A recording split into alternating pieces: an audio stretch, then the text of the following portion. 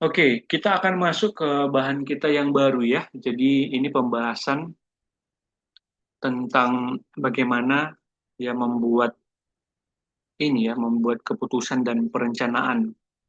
Jadi di sini Abang ambil ayat yang bisa kita renungkan bersama-sama dari 1 Korintus 15 ayat 57 sampai 58. 1 Korintus 15 ayat 57 sampai 58 boleh dibaca bergantian. Ayat 57 Apri, ayat 58 Daniel. 1 Korintus berapa, Bang? 1 Korintus 15 ayat 57 sampai 58.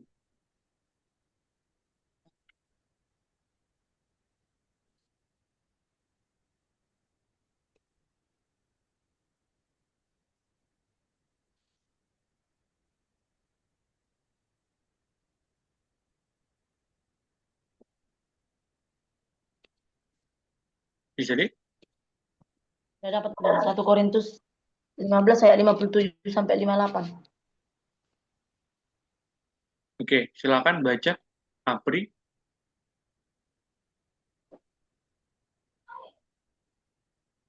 1 Korintus 15 ayat 57 sampai 58.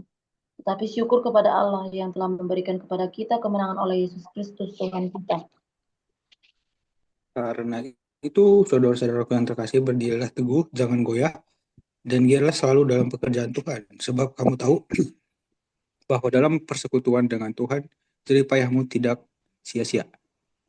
Oke, nah sebelum masuk ke dalam pembahasan, ya Abang mau bertanya dulu ya kepada teman-teman.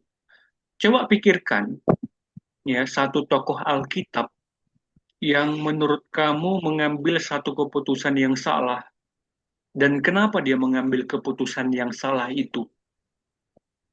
Ya, apa yang menjadi penyebab dia mengambil keputusan yang keliru itu? Coba ya pikirkan satu tokoh Alkitab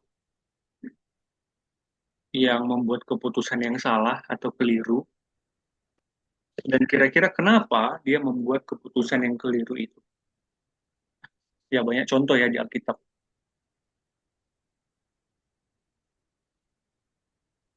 Mungkin dari aku, Bang. Simpson ya, Mhm. yang gagal dia kan karena terbilang dia karena suka sama siapa tadi. Pokoknya karena nafsunya lah terbilang. Jadi dia mengabaikan inilah banyak dari Tuhan dan itu yang jadi buat dia gagal terbilang gagal. Itu sih, Bang. Oke, Simpson. Simpson ya. Jadi dia Hmm. akhirnya mengambil keputusan yang salah karena dia ya mencintai Delila atau bahkan perempuan yang tidak mengenal Cintai. Tuhan gitu. Oke, Daniel. Kalau dariku, tokoh Yunus, di mana keputusan yang salah diambil, tidak mengikuti perintah Tuhan dengan tidak pergi ke Niniwe. Itu karena di pikirannya Niniwe itu adalah bangsa yang sangat berdosa di hadapan Tuhan, dan dia pakai eh, penghakimannya sendiri, bukan belas kasihan yang Allah tunjukkan melalui dia, dan memilih untuk pergi ke kemana aku lupa Bang, namanya, ke Hmm, Tarsis Yes. ya, gitu. Gitu sih. iya. Jadi Yunus juga ya, dia saking marahnya, saking dendamnya, akhirnya dia lari dari rencananya Tuhan. Dan di dalam Alkitab sangat banyak ya. Atau misalnya kayak Daud jatuh ya dengan Betsheba karena nafsunya, kedagingannya, atau bahkan kayak Yudas, dia tergiur dengan harta, gitu. Banyak ya. Jadi kita pun adalah orang-orang yang tidak kebal ya dengan hal-hal yang demikian. Mungkin banyak hal yang mungkin pernah kita alami dan akhirnya kita spontan jatuh ya, lari dari pimpinannya Tuhan. Nah, kalau kita lihat dari apa yang kita baca tadi, ini satu kutipan yang cukup menarik ya dari 1 Korintus 15 ayat 57 sampai 50. Syukur kepada Allah yang memberikan kepada kita kemenangan oleh Yesus Kristus Tuhan kita. Di dalam Kristus, dari oleh Paulus ya ada kemenangan, ya ada sukacita. Karena itu saudara-saudaraku yang kekasih, berdirilah teguh. Jadi harusnya kemenangan Kristus itu menjadi fondasi kita. Harusnya kita berdiri teguh, jangan goyah. Giatlah selalu dalam pekerjaan Tuhan, sebab kamu tahu dalam persekutuan dengan Tuhan jerih payahmu tidak sia-sia. Ya, jadi nggak ada kesia-siaan ketika kita bersama dengan Tuhan. Nah, ini yang mau abang bilang, di situ adalah kayak gini, Bi. Kita harus tahu ya bahwa Kristus itu dia punya ini ya. Memang Kristus itu kan dia uh, punya banyak ini ya, banyak pergumulan, banyak tantangan yang dia alami. Tapi satu hal yang bisa kita lihat bahwa Kristus itu taat kepada kehendak Bapa. Ya. Dia bukan pribadi yang terpecah-pecah gitu. Maksudnya gimana? Misalnya kayak Yunus tadi ya. Yunus itu kan dia hambanya Tuhan. Harusnya dia itu menaati perintahnya Tuhan. Tapi ketika kepada bangsa Niniwe, dia nggak melakukannya. Nah, dia itu punya kepribadian yang terpecah. Ya, kadang kalau dia mau, dia taat. Tapi ketika nggak sesuai dengan apa yang dia pikirkan, ya dia lari. Dia memikirkan sesuatu yang lain. Bahkan dia menyimpang dari kehendaknya Tuhan. Dia nggak berdiri teguh. Sama ya, kayak kita kan diingatkan Tuhan itu, diingatkan Kristus untuk meletakkan uh, dasar hidup kita itu kan di batu karang yang teguh ya. Artinya kita itu harusnya di dalam setiap keadaan apapun nggak goyah. Ya. Harusnya kita punya pribadi yang nggak terpecah. Itu yang dilakukan Kristus. Itu dia berdiri teguh sesulit apapun kepada Bapaknya dan akhirnya dia hadapi. Gitu ya. Itu orang yang mengerti tentang perencanaan dan keputusan yang tepat, yaitu kayak Kristus ya. Nah, kita bisa belajar juga dari banyak kejatuhan-kejatuhan yang dialami oleh banyak nabi-nabi, ya, banyak rasul, dan itu harusnya mengingatkan kita. Keadaan sulit apapun, ya harusnya kita nggak terpecah-pecah karakternya. Harus tetap konsisten, tetap teguh. Dan akarnya itu ada di dalam Tuhan. Gitu ya. Nah, kali ini kalau kita lihat di dalam pembahasan, kita akan membahas tentang perencanaan dan pengambilan keputusan. Itu ya. Harusnya ya ketika kita mengambil satu keputusan, kita kerjakan itu dan kita harusnya bersuka cita. Karena apa? Karena dasar dari kita mengerjakan itu adalah kemenangan di dalam Kristus gitu ya. Yaitu tadi kepribadian yang tidak terpecah itu tadi. Ya ada keteguhan, ada konsistensi. Dan itu harusnya ada di dalam hidup kita.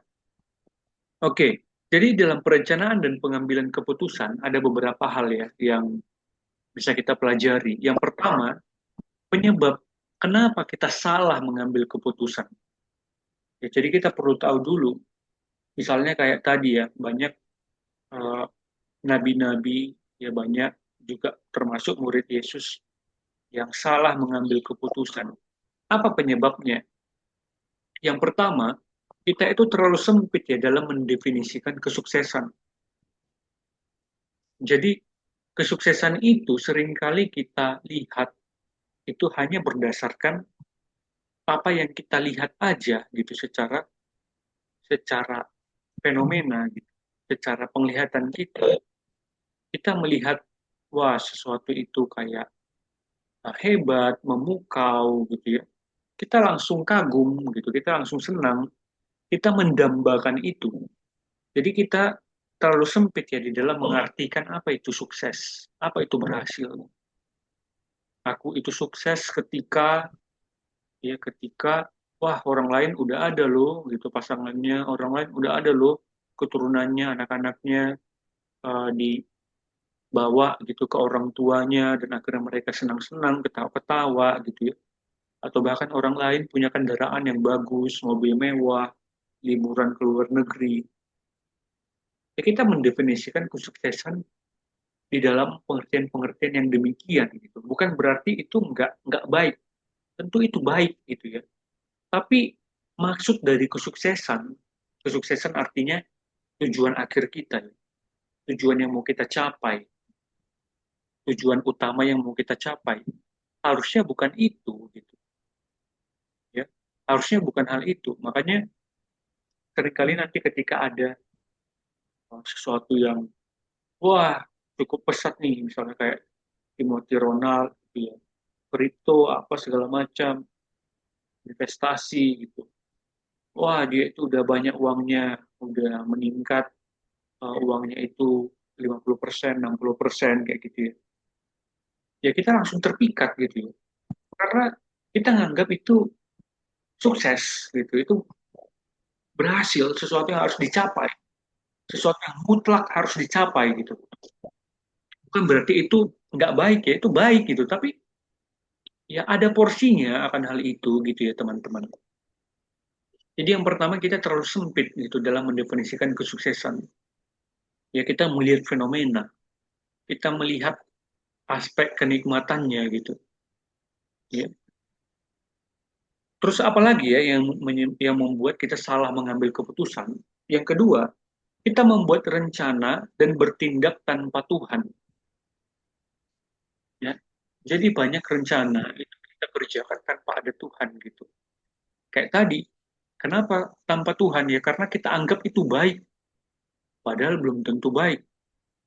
Kenapa? Karena belum ditanya Tuhan, belum didiskusikan dengan Tuhan, atau tidak sungguh-sungguh bergulat dengan untuk mengambil keputusan itu.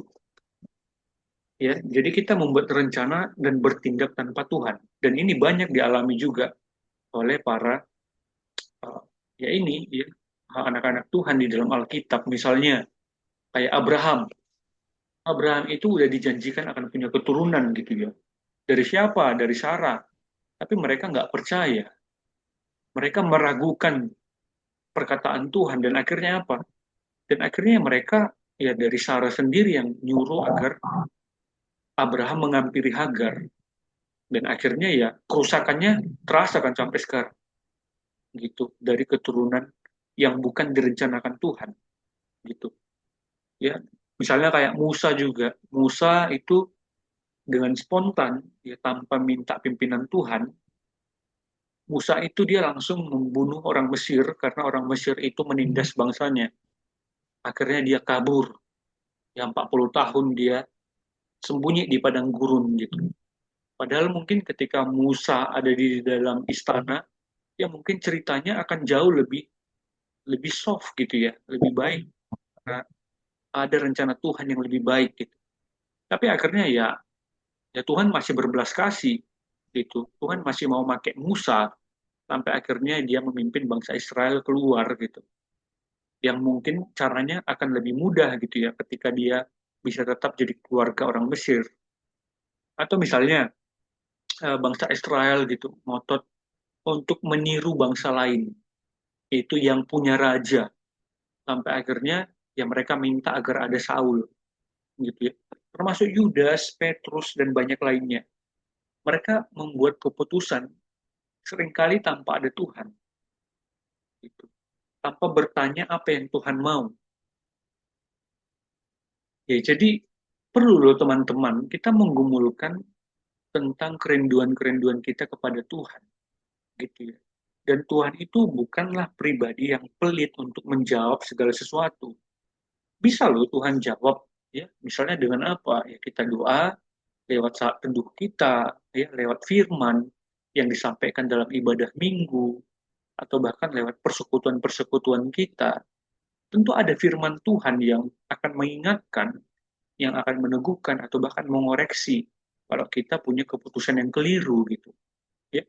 Jadi perlu gitu buat mungkin ya buat daftar uh, kerinduan kita, ya apa yang mau dibicarakan sama Tuhan ya silakan bicarakan dengan Tuhan dan cari pimpinannya ya mungkin di ibadah minggu atau bahkan di KTB di saat teduh kita Tuhan akan menjawab gitu ya Tuhan akan menggerakkan hati kita untuk buat keputusan yang benar gitu ya. Jadi Ya seringkali lah ya kita eh, salah mengambil keputusan karena itu tadi kita nggak bertanya sama Tuhan, kita langsung ya mengambil keputusan secara sepihak. Yang ketiga, kita mengabaikan keterbatasan yang Allah berikan. Ya. Sementara manusia itu punya keterbatasan. Ya, kita sulit menunggu, sulit mendengarkan, sulit menghormati keterbatasan yang ada di dalam diri kita atau bahkan di dalam diri orang lain. Kayak gitu. Jadi kita menuntut segala sesuatu lebih. Harusnya dia ngerti loh apa yang aku maksudkan gitu. Padahal orang lain juga punya keterbatasan. Aku bisa mengerjakan ini gitu, biar banyak keuntungan atau bahkan profit yang aku dapatkan. Padahal waktunya udah istirahat gitu.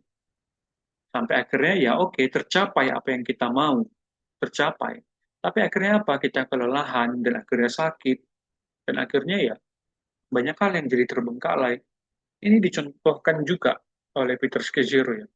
Jadi kemampuan mereka untuk menampung peserta retreat itu misalnya ada 350.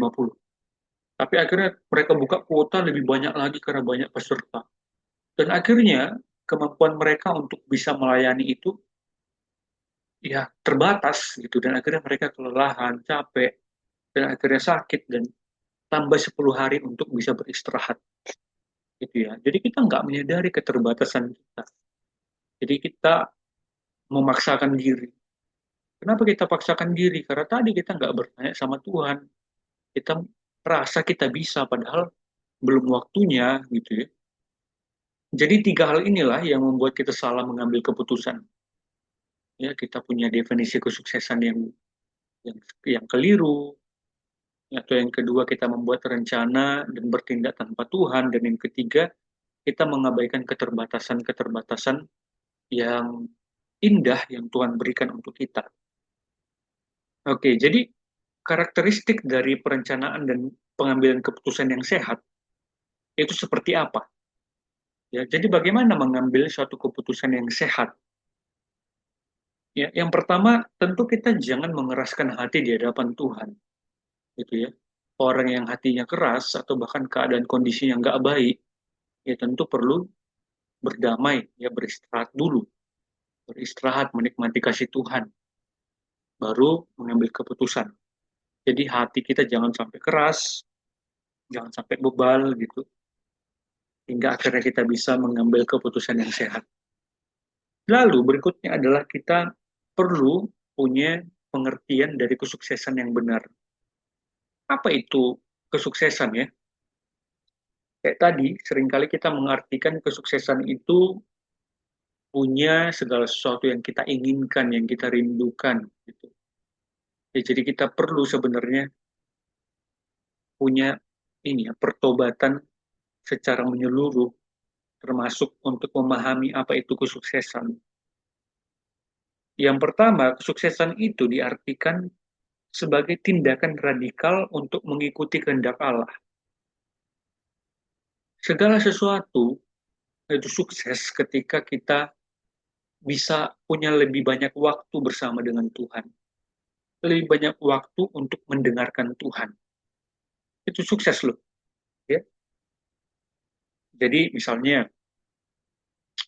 ketika kita mengerjakan sesuatu gitu ya, tapi kita luangkan banyak waktu untuk terlebih dahulu bicara sama Tuhan. Ya. Kita sediakan waktu merenungkan bagaimana Tuhan bekerja lewat pelayanan kita. Itu adalah definisi dari kesuksesan. Ya tanpa itu segala sesuatu yang kita kerjakan itu sia-sia. Tanpa adanya kesadaran bahwa ada Tuhan yang menyertai pekerjaan ini, gitu ya itu nggak sukses, gitu. Itu adalah kesia-siaan. Jadi kita perlu lebih banyak waktu untuk mendengarkan Tuhan. Lalu memahami kehendak Allah, ya, sebagai definisi kesuksesan, meski tidak sesuai dengan keinginan kita. Jadi kalau kita lihat di dalam Alkitab ya, ada loh sebenarnya kehendak Tuhan yang tampaknya tidak ideal, tapi itu adalah berdasarkan perenungan bersama dengan Tuhan gitu. Ya, misalnya apa? Misalnya kalau kita lihat ya bagaimana misalnya banyak murid-murid Kristus yang pergi memberitakan Injil, tapi mereka itu menjadi martir gitu ya. Kita lihat itu adalah secara duniawi akan melihat itu semacam kesia-siaan gitu kan. Tapi sebenarnya itu adalah wujud dari ketaatan karena memang jelas loh pimpinan Tuhan, jelas panggilan Tuhan gitu. Dan abang rasa ketika pimpinan dan panggilan Tuhan itu jelas, ada sukacita itu sama juga misalnya kayak ini ya Stefanus itu kan dia dilempari tapi hatinya bersukacita gitu. Dia menjadi martir tapi dia melihat kemuliaan Tuhan gitu. Ya itu adalah definisi kesuksesan. Ya, ada Tuhan yang bisa dinikmati di situ. Ada Tuhan yang juga hadir di dalam kesulitan itu. Ya, sekalipun mungkin kondisinya tidak ideal. Jadi yang pertama, apa itu kesuksesan? Kesuksesan adalah bagaimana tindakan radikal ya untuk sungguh-sungguh mengikuti kehendak Allah. Baik di dalam istirahat, baik di dalam mengerjakan panggilan yang Tuhan percayakan. Sekalipun mungkin tidak ideal yang menurut kita, menurut manusia. Lalu yang kedua, adanya perubahan sikap hati. Ya. Adanya perubahan sikap hati. Sikap hati yang ingin untuk semakin dekat dengan Tuhan. Ya, kita yang dulunya mungkin sibuk dengan kebisingan dunia ini, tapi mulai meluangkan waktu untuk mendengarkan Tuhan, ber-HPDT, ya, merenungkan pekerjaan itu adalah pekerjaan bersama dengan Tuhan, memperlambat tempo hidup, hingga akhirnya kita punya pengalaman bermakna dengan orang lain, mensyukuri keberadaan orang lain, ya itu adalah uh, definisi dari kesuksesan, adanya perubahan sikap hati. Ya, kita dari yang menjauh dari Tuhan selama ini jadi rindu untuk dekat dengan Tuhan, mendengarkan firman-Nya, atau bahkan kita rindu untuk punya relasi dengan orang lain, ya berbagi kasih, berbincang-bincang, bersyukur, uh, apa ya, punya relasi yang dekat satu dengan yang lain gitu ya. Nah itu adalah definisi dari kesuksesan yang seringkali nggak dilihat oleh dunia ini. Itu seringkali tidak dituju oleh dunia ini gitu. Padahal harusnya kita menuju itu. Yang dituju oleh dunia ini apa? Wah, flexing, memamerkan segala sesuatu, hal yang mewah, ya. Itu justru harusnya kita pamerkan segala pencapaian kita. Padahal sebenarnya ya semakin bermakna suatu keadaan yang harusnya makin privat gitu ya. Kita makin menghargai itu sebagai sesuatu yang sangat penting. Karena kalau akhirnya kita tunjukkan keluar ya, artinya apa? Maknanya itu jadi hilang gitu ya. Maknanya itu jadi diartikan oleh banyak orang gitu. Jadi itu nggak spesial lagi gitu. Makanya itu bisa loh teman-teman. Tadi kadang abang lihat ada meme di Facebook gitu ya. Ada seorang wanita di Eropa gini, abang hanya lihat fotonya. Seorang wanita memamerkan dia itu udah tidur dengan 100 orang. Wah, abang rasa ini sangat sangat bermasalah secara afeksi. Karena hal-hal yang privat itu Tuhan biarkan ada untuk dinikmati secara privat. Dan itu akhirnya menghadirkan sukacita bagi dia. Tapi ketika akhirnya itu dipampangkan dan akhirnya apa? Ya itu menjadi konsumsi publik. Itu sebenarnya dimaksudkan Tuhan privat tapi menjadi konsumsi publik. Itu biasanya hati kita nggak damai. Hati kita nggak bersukacita. Ya. Nah itu uh, sesuatu yang bisa kita pelajari ya untuk memahami apa itu kesuksesan. Ketika kita sungguh-sungguh bisa beristirahat di dalam Tuhan, bersyukur untuk waktu istirahat yang Tuhan berikan. Ya, ada juga orang-orang yang bisa memahami hal yang demikian. Nah, itu adalah suatu pencapaian yang baik, kesuksesan yang baik yang harusnya kita tuju. Lalu yang ketiga, semakin ya dapat berbaur, semakin dapat berinteraksi dengan setiap keadaan. Ya, kita bisa menjadi berkat di dalam setiap keadaan, tentu lewat Ya, apa yang kita bahas kemarin ya. Tentu kekuatan daripada Tuhan yang memampukan kita untuk bisa berdampak di dalam setiap keadaan. Ketika kita akhirnya bisa berdampak di dalam setiap keadaan itu, harusnya kita bersyukur ya. Kita udah bisa berbuah gitu, mencapai buah apa yang Tuhan nyatakan lewat buah roh gitu. Yang harusnya kita marah menghadapinya, tapi kita bisa menguasai diri karena kita sadar kita merasakan kasihnya Tuhan gitu. Wah, kita harusnya bersyukur akan hal itu. Ya, itu adalah satu kesuksesan yang harusnya kita syukuri. Oke, ya jadi itu adalah kesuksesan yang harusnya kita tuju, teman-teman.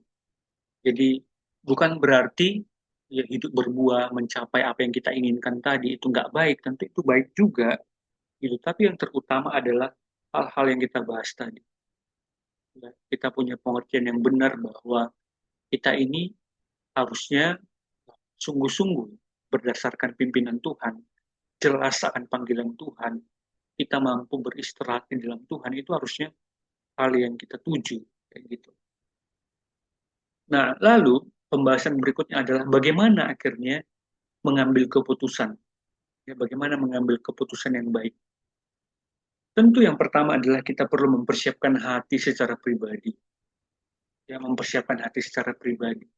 Kalau tadi kita bahas bahwa kita perlu mengerti apa yang Tuhan kehendaki untuk setiap keadaan. Bukan berarti Tuhan tidak menjawab doa. Ya. Tuhan bisa menjawab doa. Itu ketika kita tanya, kita minta jawaban Tuhan, Tuhan akan jawab ya, dengan senang hati. Ya, bisa lewat firman, lewat khotbah, lewat saat teduh, yang bisa mengingatkan kita. Itu adalah hadiah, anugerah yang bisa kita dapatkan dengan menikmati ibadah. Jadi sayangnya orang menganggap ibadah itu bukan sesuatu yang penting. Padahal itu adalah momen yang sangat berharga untuk mendengarkan ya perintahnya Tuhan, untuk mengetahui langkah yang harus kita tuju. Kayak gitu ya teman-teman. Jadi sangat bersyukur harusnya ketika kita bisa beribadah mendengarkan maksud dan kehendak Tuhan. Ya apalagi ketika kita punya pertanyaan dan dijawab gitu ya. Pasti biasanya ada sukacita, ada rasa haru, ada kegembiraan, ada kerinduan untuk bisa menikmati Tuhan. Ya, jadi tentu kita perlu mempersiapkan hati sebelum mengambil keputusan, mempersiapkan hati secara pribadi. Ya. Yesus juga melakukan hal yang demikian. Ya. Yesus itu sebelum mengambil keputusan kan dia bergumul gitu. Misalnya apa waktu dia pengen memutuskan untuk memilih para murid. Yesus itu dia berdoa seharian atau bahkan sebelum komitmen untuk pergi ya memikul salib, dia berdoa di Taman Getsemani satu harian. Sampai akhirnya dia tahu apa yang dikehendaki oleh Bapa. Ya, sampai akhirnya motivasinya itu ya ini ya semakin murni lagi, semakin jernih gitu. Semakin tidak dibisingkan oleh daya tarik dunia ini. Sama juga harusnya kalau Yesus kayak gitu, harusnya kita pun demikian. Kita punya hati yang tenang untuk bisa menghadapi setiap keadaan. Kayak gitu, kita percaya sama pimpinannya Tuhan. Oh Tuhan, di hadapanku ada keadaan sulit gitu. Kalau kita sungguh-sungguh percaya dan memang itu adalah cawan yang harus kita minum gitu ya. Yaitu tentu Tuhan percayakan untuk apa? Untuk membentuk hati kita agar kita bisa sama seperti Kristus. Atau yang kedua agar apa? Agar kita menyadari bahwa pencobaan kita itu yang kita alami itu tidak melebihi kemampuan kita kan gitu ya. Tuhan kan selalu bilang itu nggak akan melebihi kemampuanmu loh. Kamu bisa mengatasinya, cuma kita selalu curiga sama Tuhan, nggak percaya, dan akhirnya kita takut dimarahi, takut diomeli gitu ya. Akhirnya kita lari dari rencananya Tuhan. Padahal sebenarnya itu untuk membentuk kita, agar kita bisa semakin dewasa, semakin bertumbuh, ya, semakin sadar identitas kita sebagai anak Allah. Itu sama kayak abang pernah ada dengar seminar, sama kayak ini, kayak ada kuda gitu ya. Kuda itu kan kadang untuk mengetahui siapa pemiliknya, itu ada stempelnya dari api. gitu, distempel gitu, dan akhirnya dia itu diketahui siapa identitasnya, siapa pemiliknya. Sama juga kayak kita, kadang-kadang ada hal-hal beban tersendiri yang sangat berat yang harus kita hadapi. Itu semacam stempel yang Tuhan percayakan sama kita, ya sekalipun panas, tapi itu menunjukkan bahwa kita ini adalah anaknya, gitu ya. Kita setia untuk menghadapi hal itu, gitu. Dan makin lama akhirnya, kalau di dalam pembahasan ini dikatakan sampai akhirnya kita itu mati rasa akan kenyamanan-kenyamanan dunia, tetapi hati kita itu menjadi haus akan kehendak Tuhan. Makin lama kita makin peka. Ya. Jadi sama juga kan, ketika kita peka sama suaranya Tuhan, itu kan di dalam buah roh juga ada ya, keberanian gitu. Yang nggak takut akhirnya, karena kalau masih takut tentu kasihnya nggak sempurna gitu kan ya. Gitu. Jadi kita perlu mati rasa gitu akan suara dunia ini. Dan makin lama kita jadi peka sama suaranya Tuhan. Ya, ketika kita peka sama suaranya Tuhan, kita nggak lagi menginginkan kenyamanan dunia ini, tentu kita bisa jadi merasakan kebebasan ya, bebas gitu, merasakan damai yang sesungguhnya. Itu adalah cara untuk mengambil keputusan. Yang pertama, mempersiapkan hati. Lalu yang kedua, mempersiapkan hati sesama kita. Jadi kalau mungkin ada tim, ya kita bekerja sebagai tim, sebagai ya rekan sesama orang percaya gitu. Ya harusnya kita juga menjadi tim yang sungguh-sungguh mencari pimpinannya Tuhan. Ya, jadi semakin besar keputusan itu harusnya kita meluangkan banyak waktu untuk bertanya kepada Tuhan.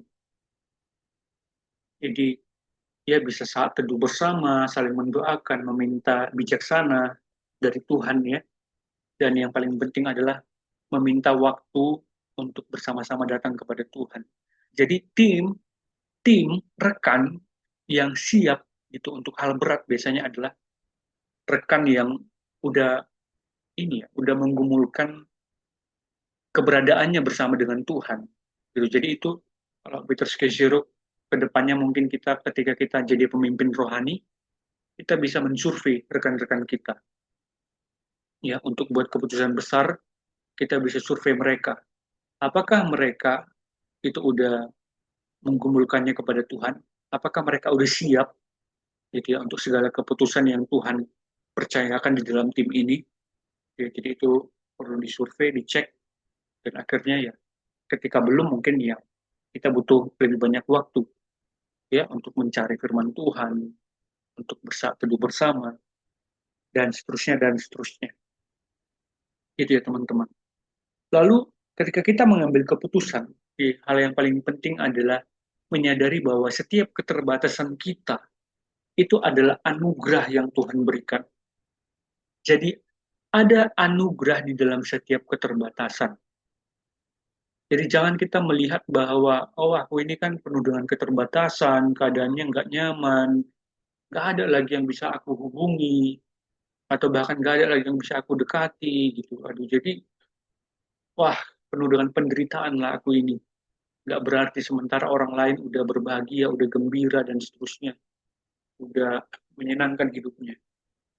Sementara aku ini sangat nggak nyaman, sangat nggak baik keadaanku. Ingat teman-teman, ya kita perlu sadar bahwa ada anugerah, ada hal baik di setiap keterbatasan. Ya, jadi entah itu waktu kita terbatas, entah pengalaman kita terbatas, entah daya jangkau kita terbatas, gitu ya. Ada keuntungan dari setiap hal itu. Apa keuntungannya? Yang pertama kita jadi semakin jelas ya untuk mengerti maksud Tuhan di dalam hidup kita.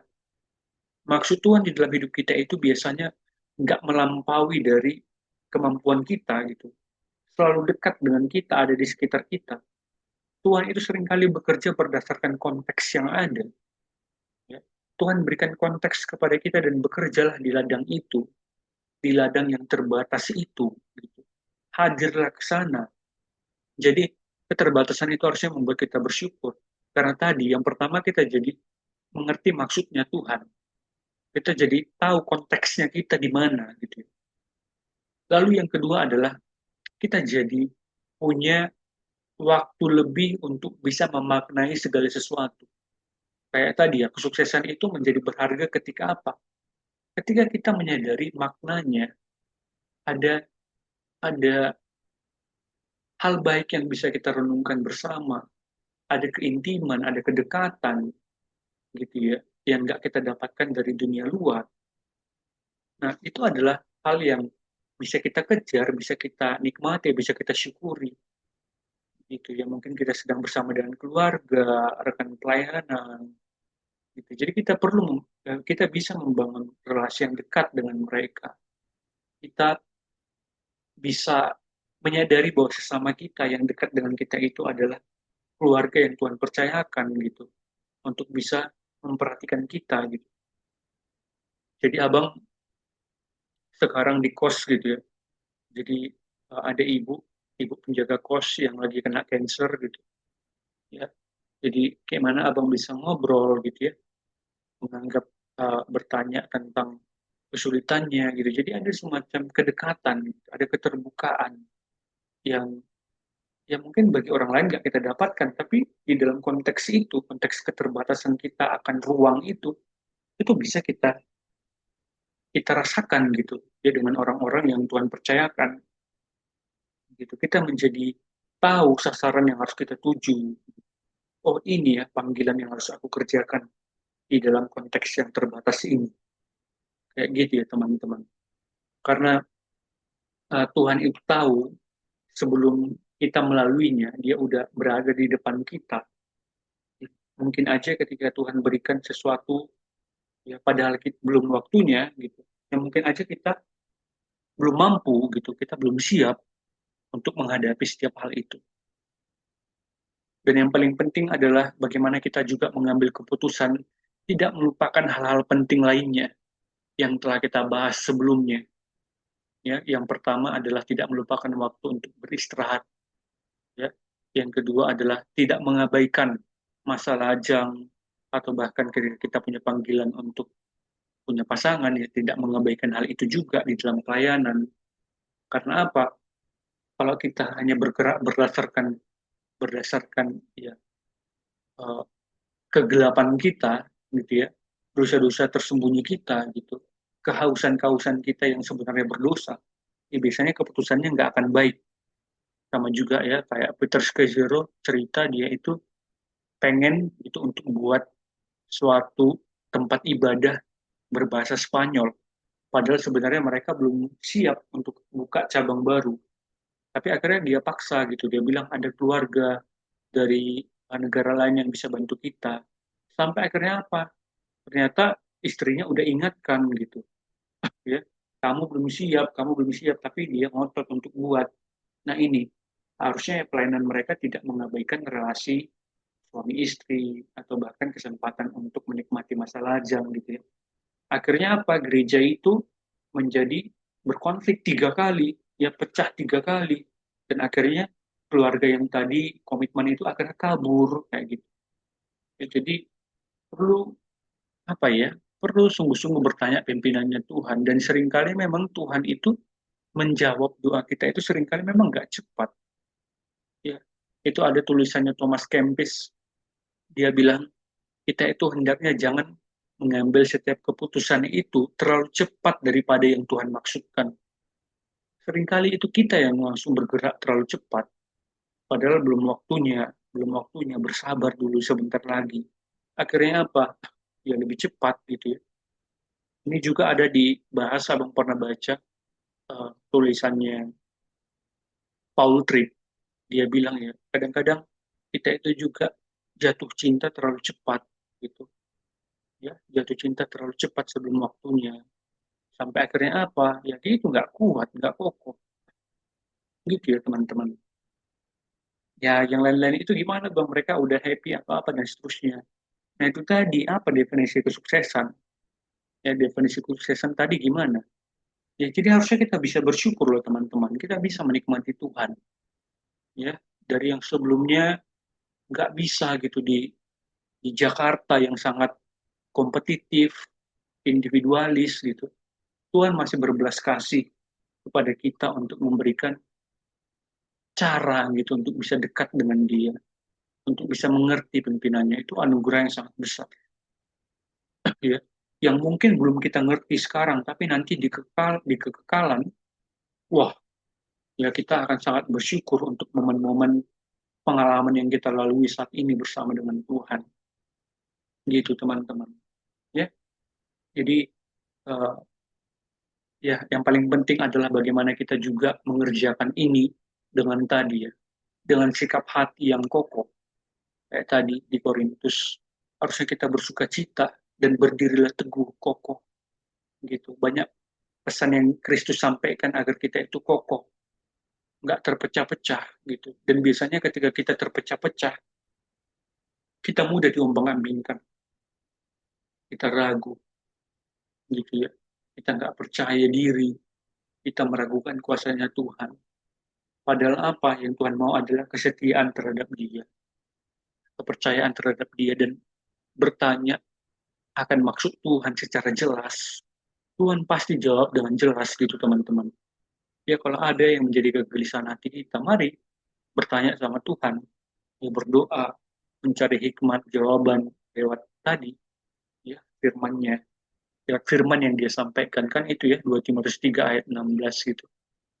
Ya, segala tulisan yang diilhamkan itu bermanfaat untuk mengajar, menyatakan kesalahan, ya, untuk mendidik, gitu ya, menunjukkan tingkah laku yang harus kita lakukan gitu. Artinya apa?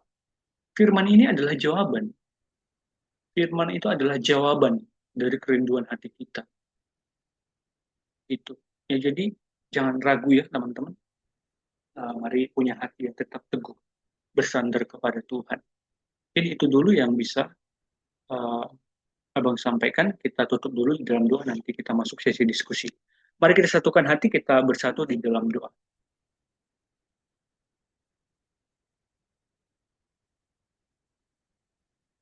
Bapa yang kami kenal di dalam Kristus, kami bersyukur ya Tuhan untuk anugerah yang boleh kami nikmati, untuk kebaikan Tuhan yang dengan setia bersama dengan kami, hingga akhirnya kami boleh membahas bahan ini untuk mengerti tentang membuat keputusan, membuat perencanaan. Kami uh, menyadari ada prinsip-prinsip yang Tuhan bagikan lewat hamba-Mu, hingga akhirnya boleh kami renungkan bersama.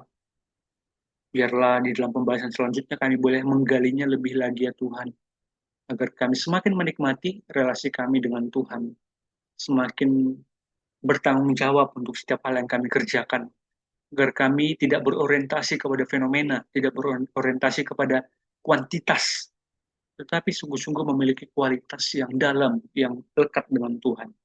Ini doa kami yang kami sampaikan, pimpin anak-anak-Mu ini, agar kami boleh masuk ke dalam sesi diskusi dengan hati yang bersuka cita yang daripada Tuhan. Terima kasih untuk karya-Mu yang sangat limpah, pengorbanan Kristus yang boleh kami nikmati, hingga akhirnya mengingatkan kami agar bersyukur senantiasa. Ini doa kami ya Tuhan, yang dapat kami sampaikan hanya melalui nama yang indah. Tuhan kami Yesus Kristus, kami telah berdoa dan mengucap syukur. Terima dan sempurnakanlah doa kami ini. Amin.